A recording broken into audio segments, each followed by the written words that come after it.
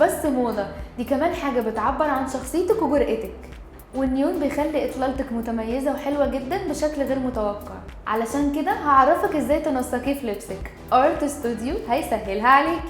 في الفساتين اختاري الالوان النيون لانها بتجمع ما بين الانوثه والاناقه، خصوصا لو كانت باشكال مبتكره وتصاميم جذابه. اختاري النيون علشان تكوني ملفته للانظار في كل المناسبات. والنيون مش هتلاقيه بس في الفساتين، ده انت هتلاقيه في الاكسسوارات والشنط والشوزات. اختاري قطعه واحده منهم نيون هيخلي اللوك بتاعك جديد ومميز. انت هتلاقي منه كمان في الاكسسوارات وفي الميك اب بتاعك. جربي تحطي مانيكير بيلمع او احمر نيون، هيخلي شكل ايدك مميز جدا. وممكن تلبسي النيون بشكل كاجوال في اي خروجه بالليل، واستمتعي باللون النيون وجربي في ستايل لبسك. والبسي على الموضه لان ده بيبقى جزء كبير قوي في التعبير عن شخصيتك.